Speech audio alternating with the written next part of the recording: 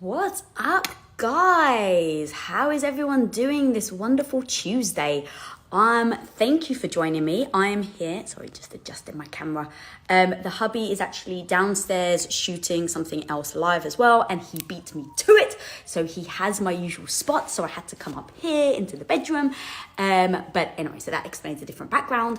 What up, everybody? Drop in where you're joining me from.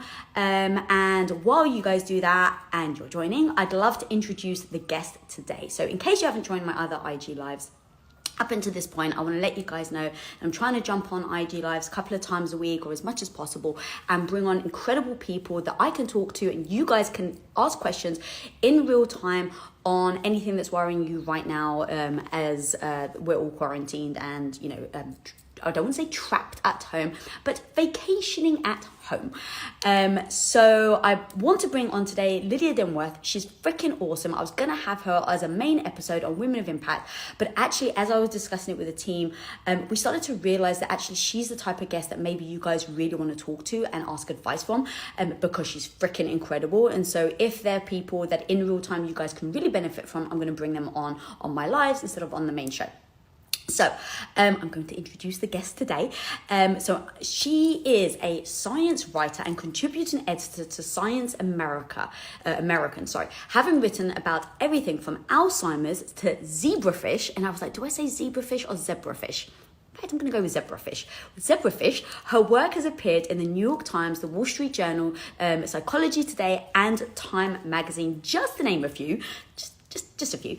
And if that wasn't enough, this Princeton graduate has just published her third book called Friendship, which goes deep on why connecting with your peeps isn't just about having a social life, but about having a happy, healthy life. And so right now, as we're of course stuck at home, vacationing at home, I should say, I'm going to keep repeating that, vacationing at home, because I really do believe that words mean everything. And so I want to make sure that my mindset, every time I talk, every time I think about it, it's seen as a positive and not negative. So that's why I keep correcting myself, FYI. You can just see me in real time. That's how I handle things. So I want to bring her on. Please welcome, waiting for her to join. She's here. All right. So hello, Lydia. Hello from Leeds. What's up, Leeds? Hello from London. What's up, London?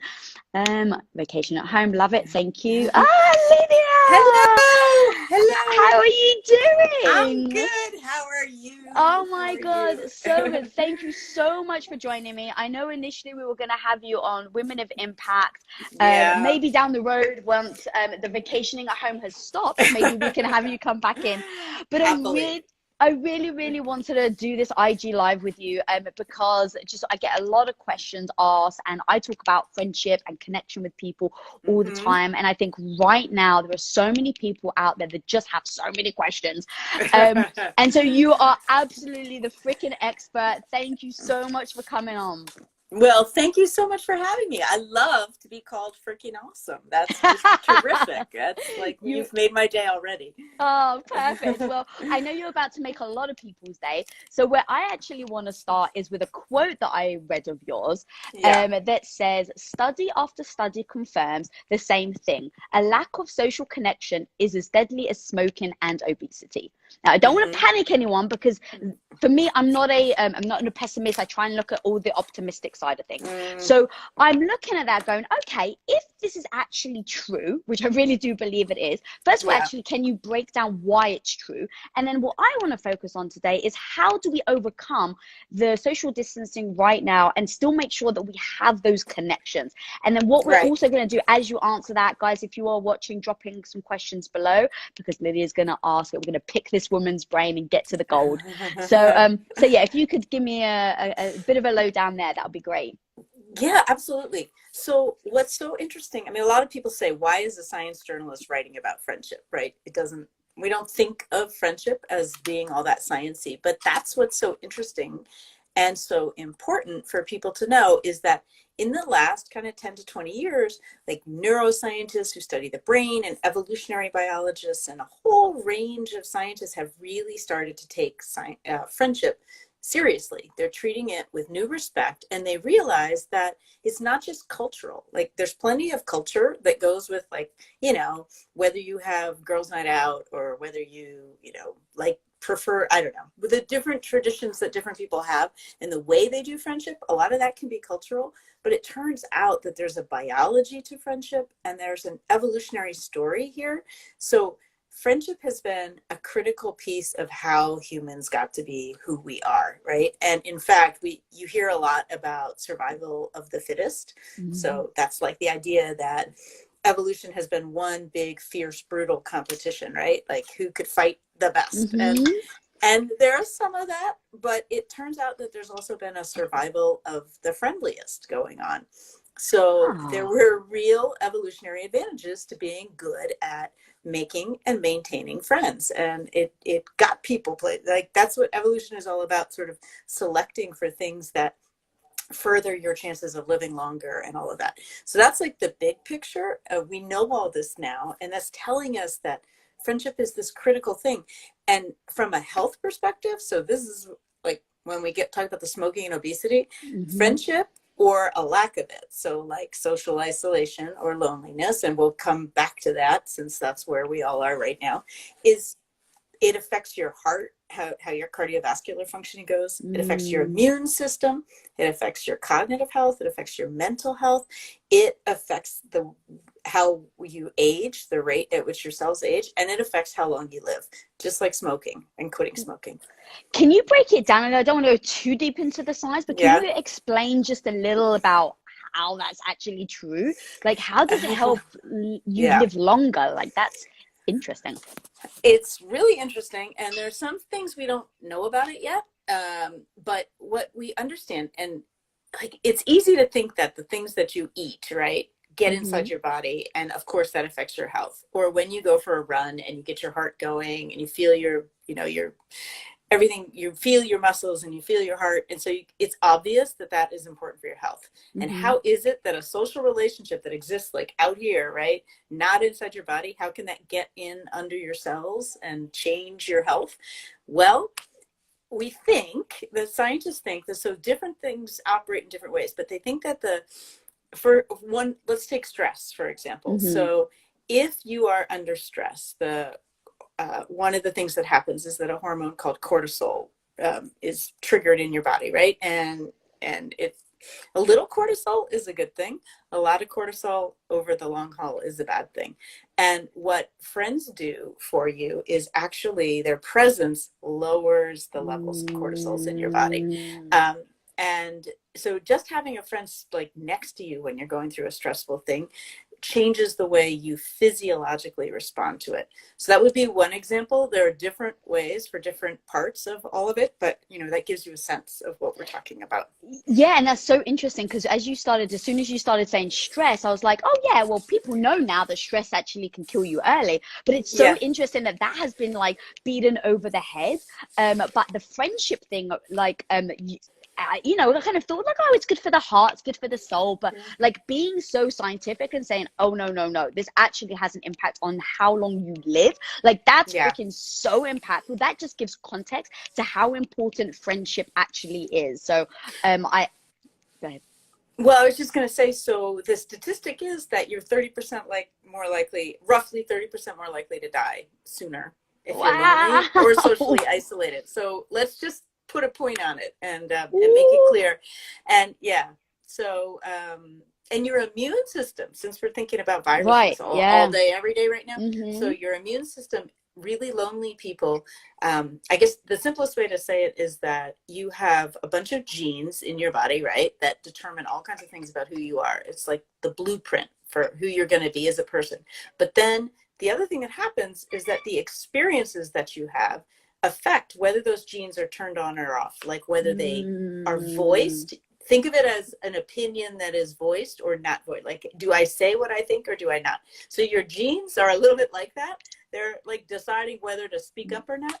And in your immune system, the genes that control your response to inflammation and your response to a virus are different in someone who is really lonely those people are more susceptible to inflammation and to viruses. And people who have a lot of friends and feel really socially connected, you can actually see the gene expression in their immune system is different, and they're more resilient to inflammation and to viruses.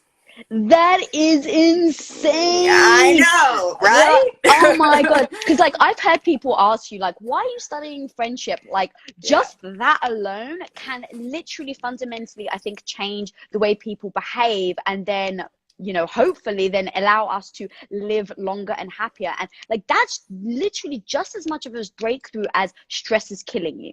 Like that is I think so. And that work, what's so interesting is that they first discovered that thing in the body. It's got a fancy scientific name. It's called CTRA, or Conserved Transcriptomic Response to Adversity.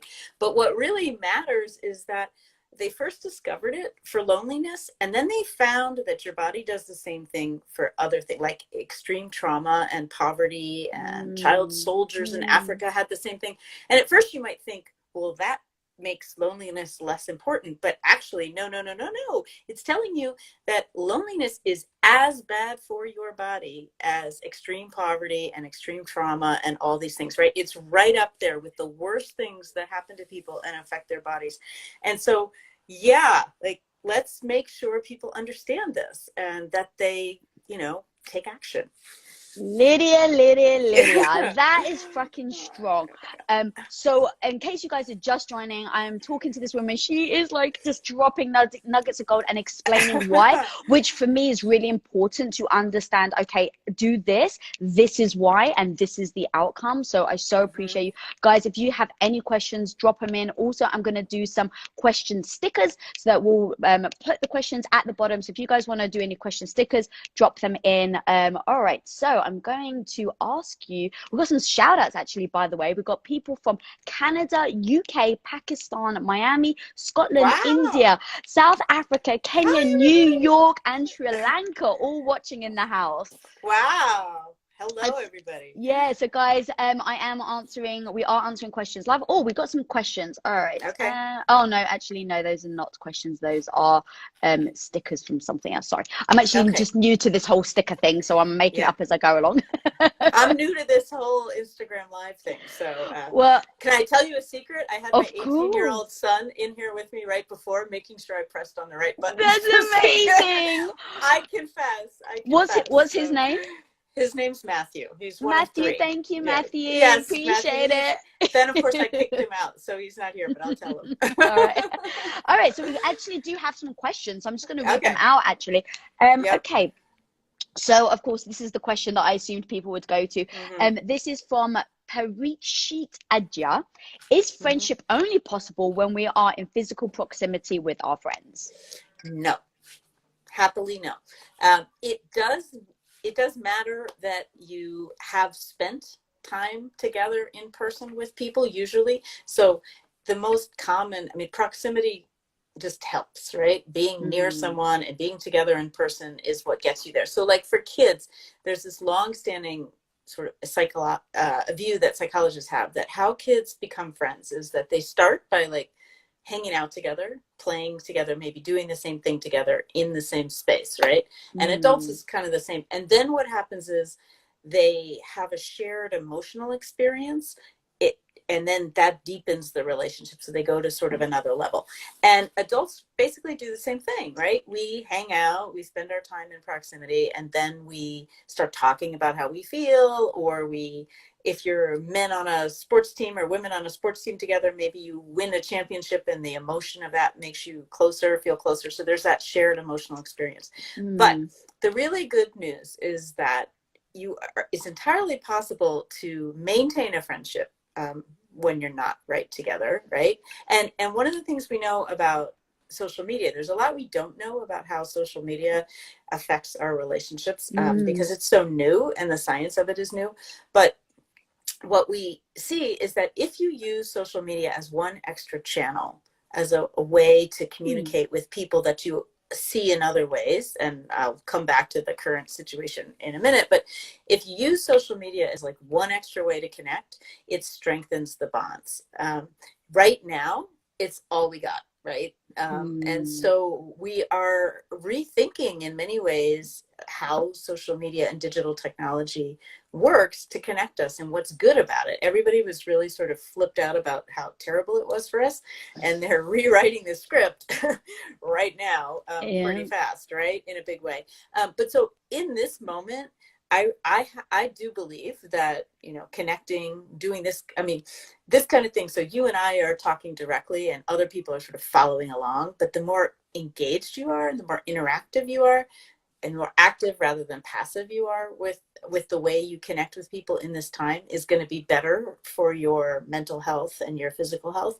But doing like video conferencing with your friends and um, when you feel connected to people, you get this like positive feeling of hormones like oxytocin and dopamine and things that make you feel good and that sort of stimulate the reward centers in your brain.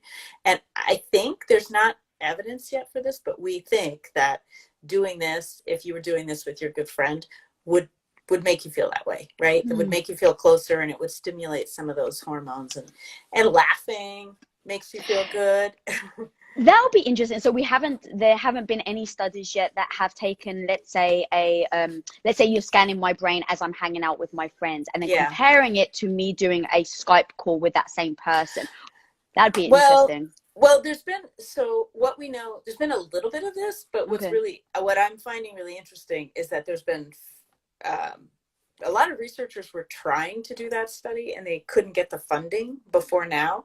Well, so guess what? They're going to get funding now. Everybody wants to know. It's the $1 million question, right? So sponsored by Zoom. Sponsored by Zoom. You better believe it. So, but what we do know is this, is that when you're in person with somebody and you're like eye contact and physically being together in the same space, does kind of stimulate the social parts of your brain and the communication parts of your brain and gets you ready to interact with the other person.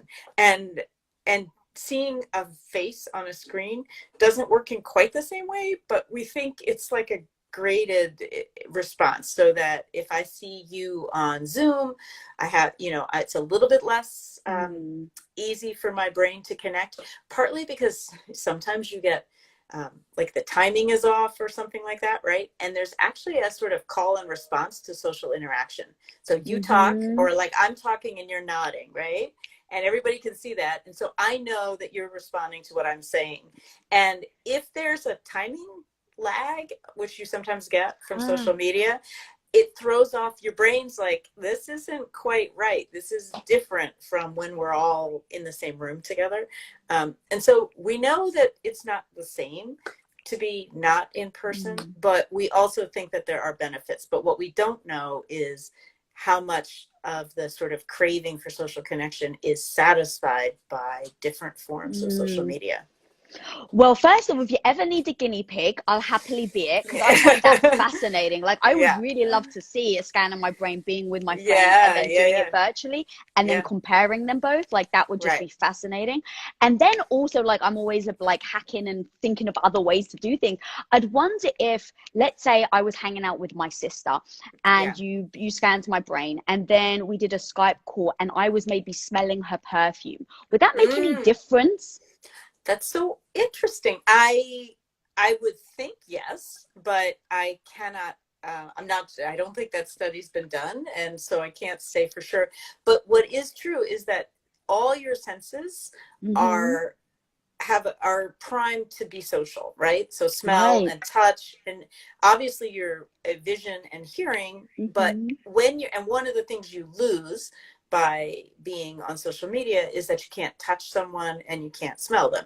But so it's interesting to me that you brought in the idea of, but if you had her perfume, that would give you this extra sensory information that makes you feel closer to her and makes her, the image of her in your brain, more vivid, probably. I'm guessing. This is purely speculative. But, you know. If anyone's watching, we are just speculating right now. But like when I think about the behaviors that I do, like when my husband's away, the first thing I do is I put on his sweater that smells like him. So it's touch, right? It's like the fabric I've known, like just psychologically that it's been knit on his skin. And then the smell, because isn't there like a sensory, there's no sensory receptor between like your smell and the brain, and so that's why immediately I read something like that. I'm not exactly sure what it is you're thinking of, but it's definitely strong. Your sense of smell is strong, and your sense of touch is really important. And one of the things about touch that we know now that we didn't know before is that, so for a long time, people just thought about touch as being like, I'm tapping the table in front of me. Okay, so I feel that it's hard, and you know, it sends a signal. Or if I hit something cold or something sharp, it goes, you know, it tells this part of your brain up here is like the somatosensory cortex. Sorry, I think it goes this way. And I'm, you know, on the screen. Anyway, top of your head, okay, is where the sense of touch goes. And it's just sort of giving you information about the world. But it turns out that we have nerve fibers in our skin that if you stroke them basically at the rate of the way that mothers might stroke a baby, caress a baby, it's like a couple centimeters a second, and it goes to a different place in the brain. It's slower, but it goes to the emotional parts of the brain. And this is not, nobody really knew that these things existed in people. And now we think that they are sort of a primary part of the social brain in babies, so that it's like getting you ready to be social when your mother cuddles you right after you're born. And then it's one of the reasons probably why skin to skin contact is so important with newborns. And anyway, so touch is sort of newly appreciated for how social it is and how important that can be. So. Yeah, that's amazing. Like, I'm always trying to think about, okay, well, if we are distant, what is that thing that we can connect on? So yeah. like, and so touch would be difficult, but things like smell, yeah, I love that. All right, yeah. so we've got a ton of questions. Okay, guys, thank you so much. And we're doing shout outs, so let us know where you're calling or where you're tuning in from. All right, let's have a look. Okay, let's have a look. This question here. This is from Enik Keriki. How can you influence your family to start developing a growth mindset, focusing on positivity and encourage? Oh, I don't know where the rest has gone. And encourage them, let's just say. Okay, so your family, not your friends, we're talking about here. Let's do family and friends. And friends, right? Yeah. Well, so I'm not exactly sure what the person asking the question is trying to get at, but I can say this. So one of the things that the science of friendship really has made clear is it's helped to define what a good friend is. And I'm going to get to how this connects to family. So it's at a minimum, a good friend is usually a long-lasting relationship. So it's kind of a steady, stable, reliable presence in your life. Someone who's that. It's someone who is positive and makes you feel good and you make them feel good. And it's a cooperative and reciprocal relationship where there's some give and take, right? And so there can be a whole lot more to it than that in human relationships, but those things are true actually in other species as well as in humans. And and variations of them exist depending on what scientific approach you're coming from. You find the same things again and again and again. So it makes you feel good. It's a reliable, sort of strong, steady presence, and it's cooperative and reciprocal. And what turns out to be, so that's what like the definition of a quality relationship is, a quality friendship. I was going to say, you have to say quality, right? Because you've heard people that actually don't enjoy being around their friends. Right. And so the really critical thing about friendship is to understand that quality matters most. Quality matters more than quantity. And also that this science kind of blurs the lines between family and friends and romantic partners. So here's where I'm circling back to family, is that we can, if we think of the people that we're closest to and are most important to us, what we hope is that whether they're family or friends or a spouse or boyfriend, girlfriend, other romantic partner, that they hit those things that I just said, that they're a reliable presence, they make you feel good, they're positive, and that they are cooperative and reciprocal. So that meaning that if you are there for them, they will also be there for you, right? And too often, like family can be that, but not always. And so the reason I think that this is so important for friendship is because if you think about your best friends, usually they do fit that definition, because of course you don't really end up hanging out with them for very long, I hope, if they don't. That's not always the case. Sometimes we hang on to friendships thinking that we can't end them when they don't hit those things, right? And so now, how do you get people to behave that way to you? I mean, that's a different question, but I guess what I would sort of say is you have to start with yourself, and you have to make sure, am I being the kind of quality friend to the people in my life that I would want them to be to me? And then ask for what you need if you're not getting it, but make sure you're doing it first. Yeah, I've heard you break down how I can't remember the phrase you use, but how like when you say my brother or my sister or my husband, it's one, if you can explain that. Well, so right, so your husband might be your best friend. I mean, a lot of people, and especially in Western cultures, use that phrase and say. But if we say that, or if we say my sister is my best friend, we are saying it to indicate like value added, right? More than just this is my sister. If I say sister, that's like a biological relationship that you understand as family. And it doesn't tell you anything about the quality of our relationship. I mean, I hope that if you have a sister, you're close, but I don't know that, right? Whereas if I say this is my best friend, you automatically know that I'm talking about something positive, right? Somebody who makes me feel good. And so that's how I think we should think. It's why I like to say that friendship could be a template for all our relationships.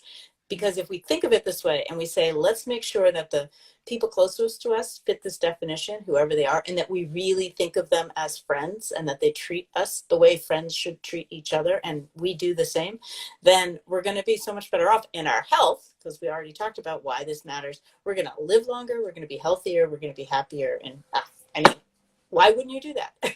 But and it's interesting because we put so much emphasis and making sure that you're there for your family and things like that. But in everything that you're saying, it's really about the connection you have with that person in your family versus them just sharing blood with you.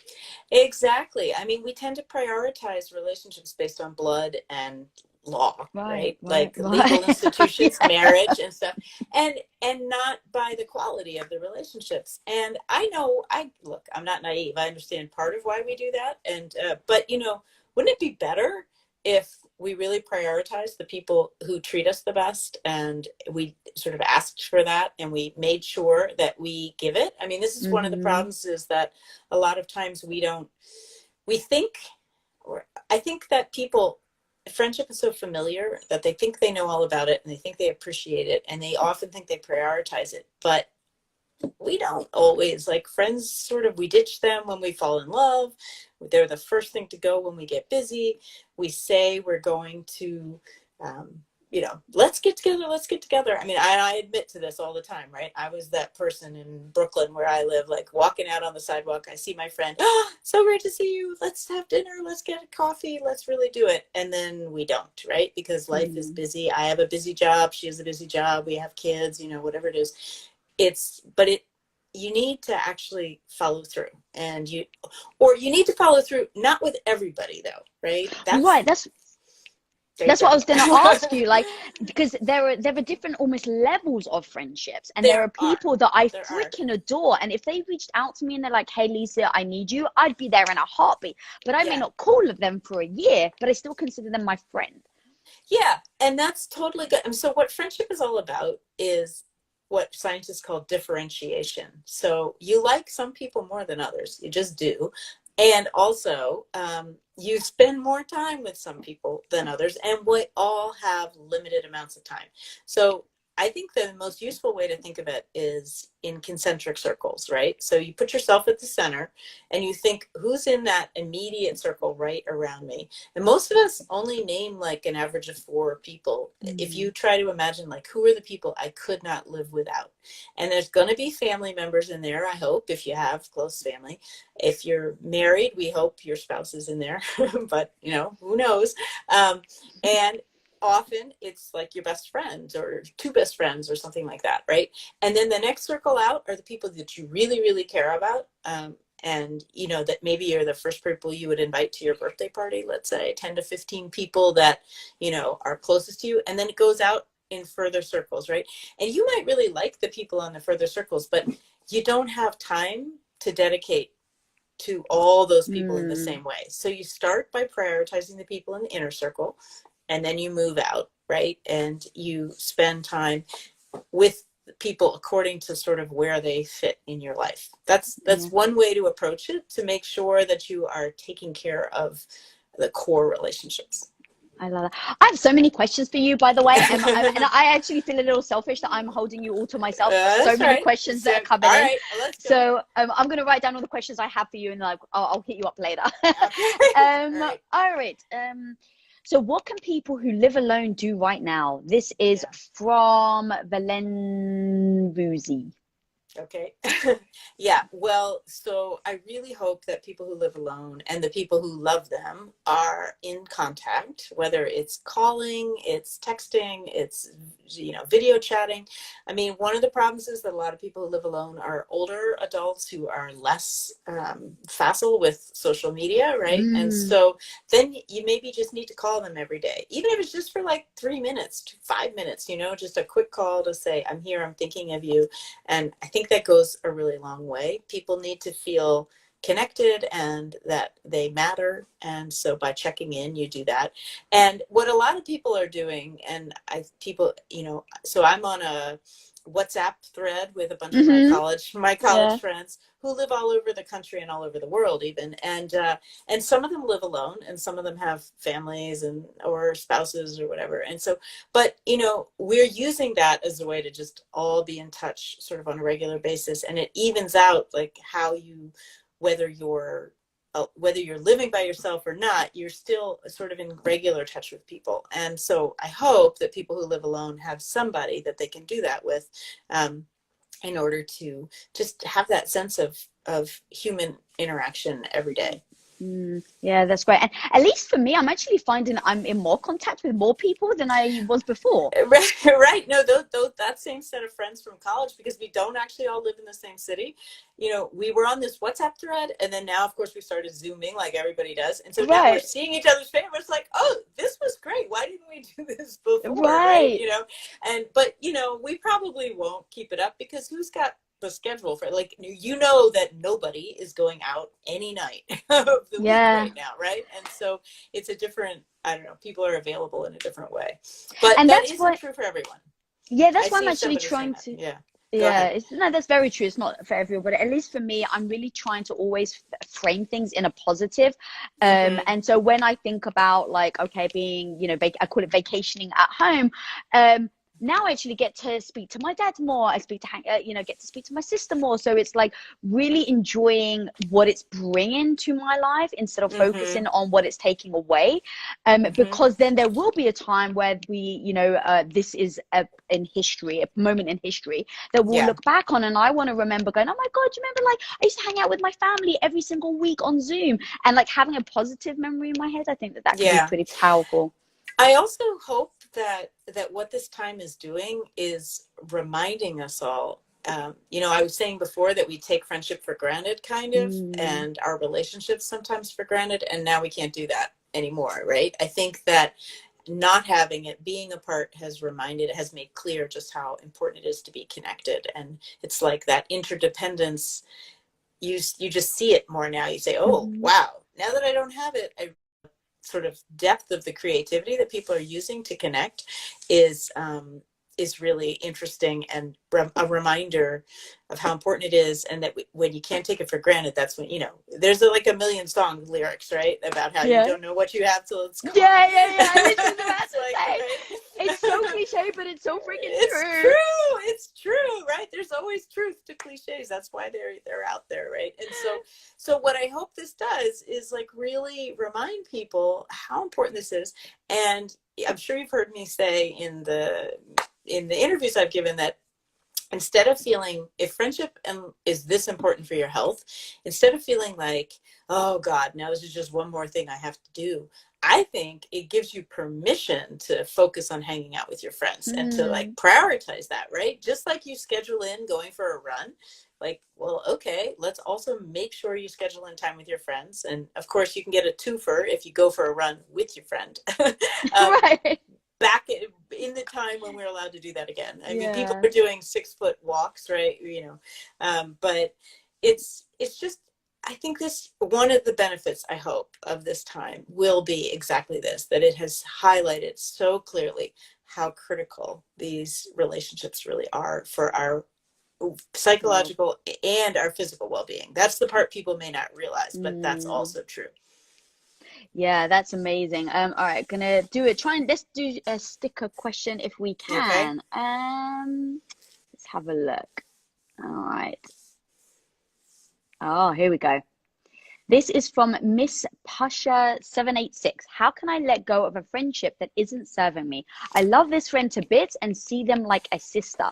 But, and if you guys know how to like see more of the question, it kind of just cuts off for me there. I So can't see it. yeah, I can't see it either. So, okay, how can I let go of a friendship that isn't serving me? I love this friend to bits and see them like a sister, but I assume it's not But good for their health. Yeah. something Is there any is way you not can working. pull your phone slightly further away from your face so we can keep the question? Do you see the question at the bottom?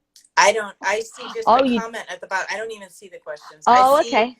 I see a comment, but I don't see. Okay, so now bring the camera down. There, it is perfect. Oh, no, the Right other way. there. Yeah, there. Here. So, yeah. So the question at the bottom says, how can I let go of a friendship that isn't serving me? I love this friend to bits and see them like a sister.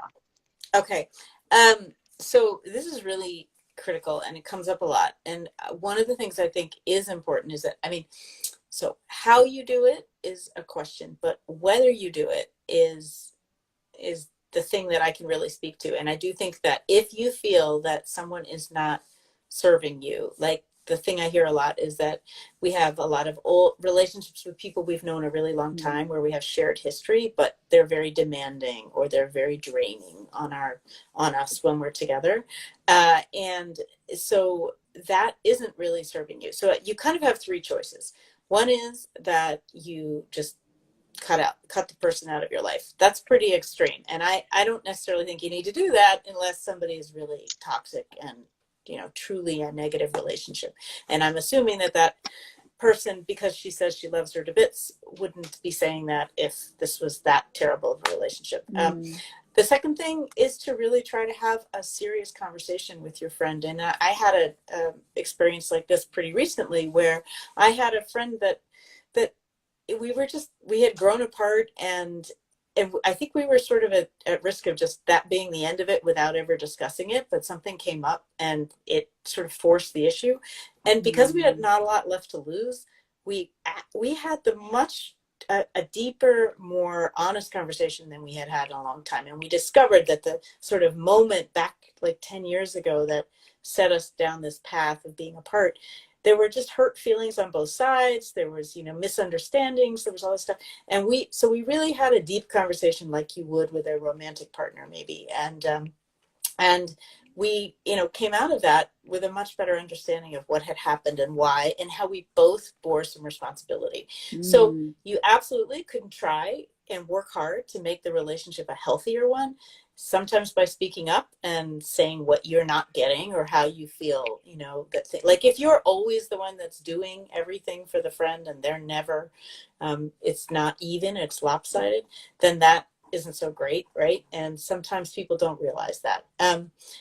The last thing you can do, if I was talking about the concentric circles earlier, you could think of it, an analogy would be that it's like you shuffle the furniture into the outer rooms of your emotional house. Maybe this friend is not going to be such a central part of your life anymore, but that doesn't mean that they have to leave your life, right? Yeah. Oh, she's actually saying, I have spoken to her, but she feels she can't trust me. Despite apologizing, she doesn't seem to want to resolve it. So, well, it sounds like this time this person is on the receiving end of this. And so, I don't know, it's very hard to say to give exact advice without knowing more about the situation, but it does seem like maybe you have to look at your own role in it and what you did, and how you behaved and whether you think there might be some truth and fairness in what your friend is saying. And if not, then your friend is maybe being unreasonable. But if so, all you can do is control how you behave with other people, right? I think. That's what I was going to say, because she says that she's apologized apparently, but her friend Yeah. doesn't want to resolve it. And I think if that was my perspective, I would do everything I can to show that person, hey, I really am sorry, because I think that words are just that, they're just words. And so you also need to see that in the action, in what you're willing to do to show that you really mean it. But if at some point you just keep getting rejection, that's more about them than that is about you. Right. So Right. yeah. Exactly. Excellent question. All right. Got some more questions, girl. You're on fire. Let's try and do a all right. Does it here we go. Actually, can you pull your phone slightly further away from you again and then bring it there? Perfect. Right there, girl. Yeah, amazing. Thank you so much. All right. Does it matter what gender your friends are? My ex-boyfriend didn't like me having a male friend. Yes. I just had this conversation with somebody yesterday. So there's no real reason why men and women cannot be good friends. But of course, it does seem that sex, or the idea of sex, the possibility of sex, does get in the way, seemingly more for men, as it would seem to be with this person. So it's the ex-boyfriend who didn't want her to be friends with other guys. And I did have a man tell me yesterday that men, if a woman is single and attractive, like, they're just automatically going to think that maybe this is someone that they can have a romantic relationship with, and they don't want to end up in the friend zone, right? That's what they say. But on the other hand, like, I mean, I'm married a really long time. You're married, right? Like, Yeah. I have plenty of friends who are men, and I don't think that they, I mean, I think that you just go into the relationship assuming that you're going to be friends if you're otherwise connected, married or paired up. And so that to me is evidence that it's possible for men and women to be friends, but it's not I don't know. But there's no, what really matters, as always, is some similarities, some shared interests, some shared worldview. Like, and if that's a guy that has that and you share that with, then you should be able to be friends. Whether the men can handle it, I'm not so sure. Yeah, it's like in Harry Met Sally. Do you remember that, where they have the whole discussion about the interview yesterday? That was the same thing he brought up. He was like, "This is Harry and Sally." Yeah, exactly. And so the men think no, and the women think yes. So I guess because I speak to my husband about it, and he's like, well, yeah, because for a guy, like, if there's ever a possibility of sex, whether you find them attractive or not, it's always there. But as a woman, I don't think like that. And so I don't, me neither. like, if I'm just not, if I'm in a relationship or if I'm not attracted to the person, like, it doesn't even dawn on me. But my husband's just like, oh, it dawns on most, obviously not to bucket all men into it, but he's like, it dawns on most guys that that's the thing. And so I think then it almost comes down to then trust, right? Because it's like, at the end of the day, whether a guy cracks onto me or not, whether it's my friend or whether it's a stranger in a bar or, whatever, it's like, you either trust me to reciprocate or trust me to not reciprocate.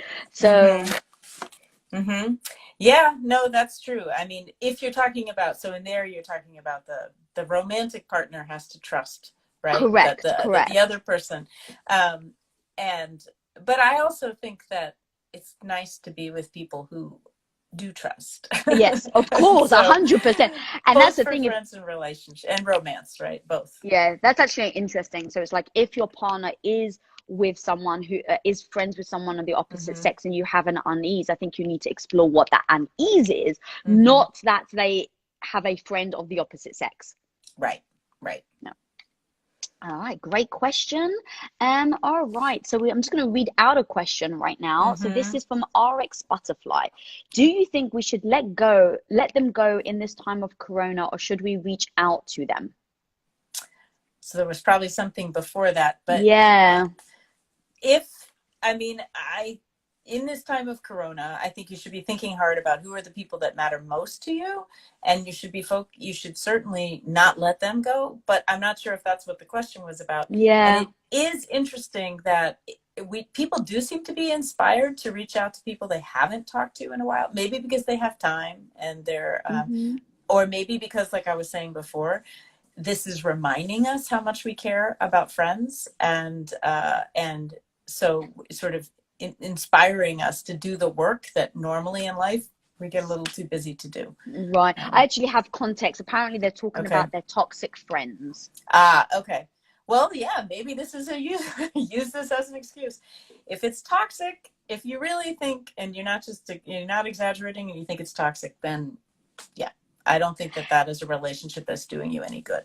Yeah, I don't know, like, though, for me in this moment, if I had a toxic friend, I would probably just distance myself without saying anything, because I always think about the worst case scenario, and I hate to think like this, but God forbid something happened to them, and then literally like 3 days before I was like, yeah, you're a toxic friend, I don't want to be with you. Like, I would feel that would be so hard to hold on to. All right, well, that's fair. Yeah, and I didn't necessarily mean that you would Right. you would have to be open about it, but it's easier right now to sort of 100%.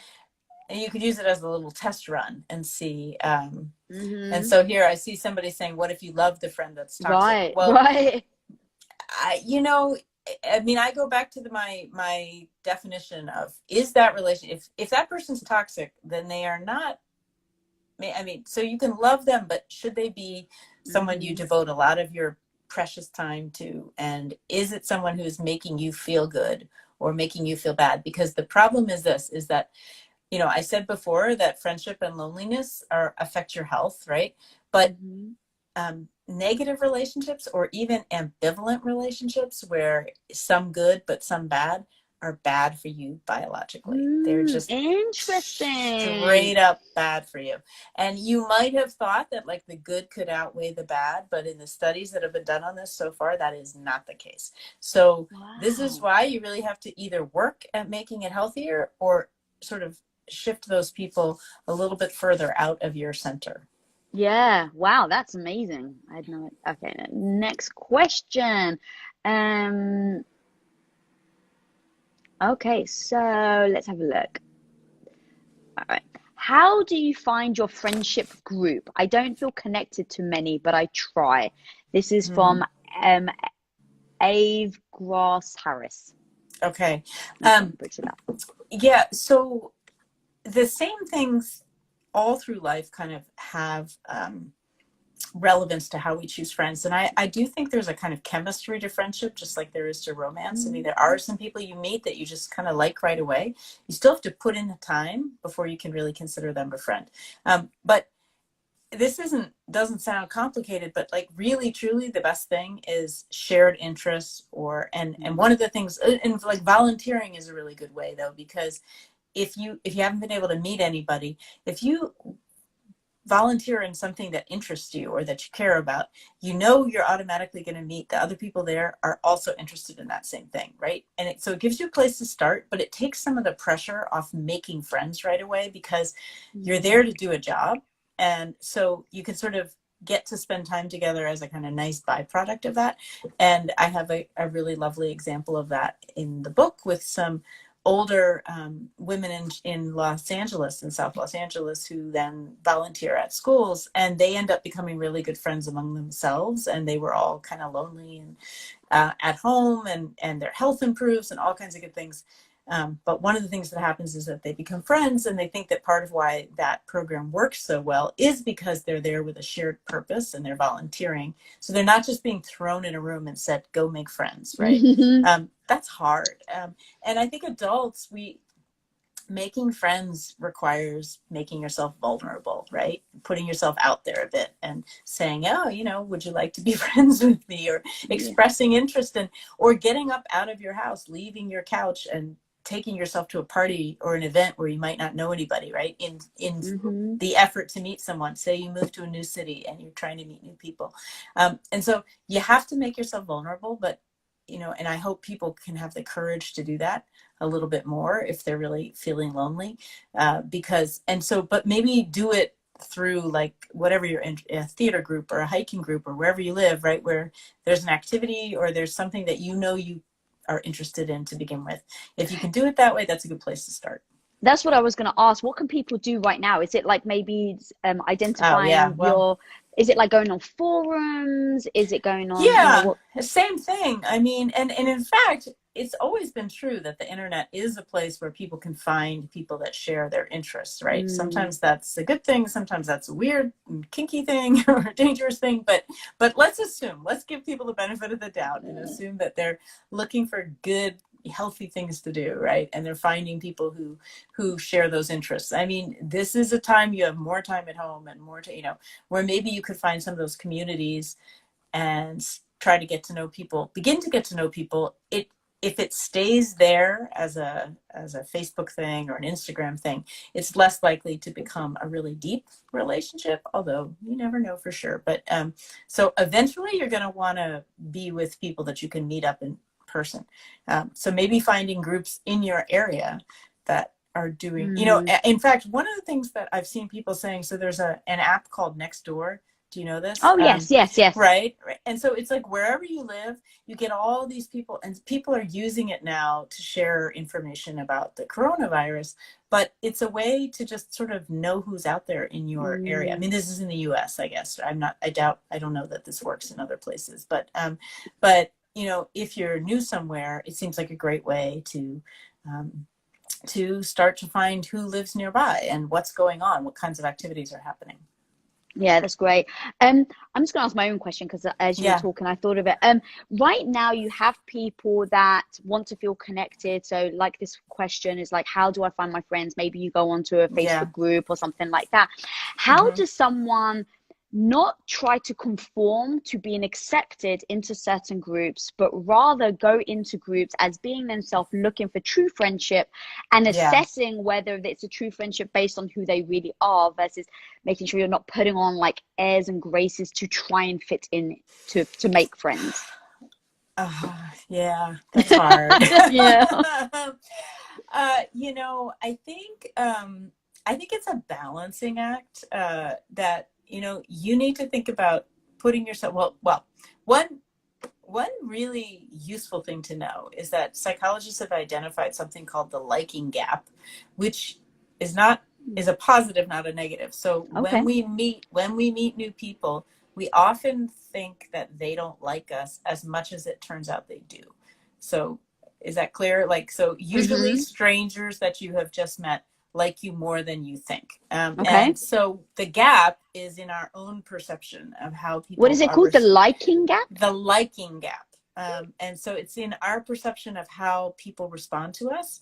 And I think that speaks to the vulnerability and the nervousness that I was talking about earlier that people have, and so to some extent, you go out in the world and you do you, and you hope that, the people who like you and respond to you are going to sort of see you for who you are. But it is also true that it is important, like if you're going to be a good friend, you need to be a good listener, for instance. So you need to be good at asking questions, and you need to be someone who is curious about the world and the people in it, and not just about your own sense of things.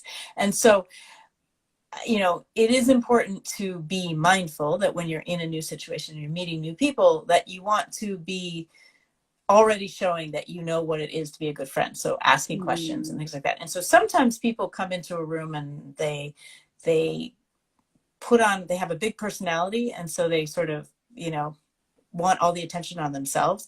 And that isn't really in the end going to make other people feel like this is someone who's going to be a good friend. So that's probably not exactly what you were asking about, but if you have really strong personality, you at least need to be thinking about, but how am I coming across as someone who, fits into a mold, but am I coming across as someone who is thoughtful and listening and sort of engaging with other people and giving them the benefit of the doubt too. You want them to give you the benefit of the doubt, you got to do it for them. How about that? Yeah. No, that's so true. I love that. All right. So we've got a few more shout outs. We've got a lot of people from internationally here. We've got Bulgaria, Chile, Slovakia, Egypt, Ohio, Oman, Germany, Sweden, Ireland, Spain, Dubai, Singapore, Thailand, Vegas, Belgium, and the Philippines. Wow. I just did a radio show for Vegas where they apparently in Las Vegas, people are not friendly. I don't know if the person from Vegas thinks this, but I did not know that. I guess it Interesting. sort of may. I mean, they say it's very transient, but Hmm. anyway, so we had a whole conversation about how you can make friends in Las Vegas. Oh, there we go. Yeah. All right, I'm gonna ask you one last question. Let's have a Yep. look. What's the let's have a look. Mhm. Ah, okay. I only read half of this. Does language matter when we talk, think about our friendships? Language. Language What do you matter. think that does language matter? Like how we talk to each other? Maybe talk, Um, think about our friendships. Does language matter when we talk or think about it? um, I'm not quite sure I understand the question either. All right. Well, it does matter that your language, I mean, remember that friendship is about being positive and making each other feel good. And so if your language, I don't know if this is what they were saying, but if your language is positive and is thoughtful, then that's a good thing. And if you are negative in your language or, if we're talking about the words and the vocabularies for friend, like different people, the word friend means different things to different people. And so you just need to, be true to your own kind of definition. Yeah, I'm not sure I quite understood that, so I'm going to get another Mm-hmm. one. All right. Um. mhm. Get a lot of one about the opposite sex. That's interesting. Okay, this one is from Naomi Helena. Any advice for a shy person to make new friends in a new place? Yeah. Well, so, I mean, I already said some of this, but Mm-hmm. I do think that there's two things. One is the motivation. So, you have to be willing to put yourself out there somewhat. Actually, there are some apps now about making friends, not dating. There are apps just designed to make Oh. friends. So I don't remember what they're called, but I keep hearing about them now. And so that would be one way to be able to kind of get a sense of who's out there in your new area and sort of put yourself, out in the world in a safer way, maybe, because you Mm-hmm. know that these people, what they are looking for is friendship. So, but again, look for people with shared interests.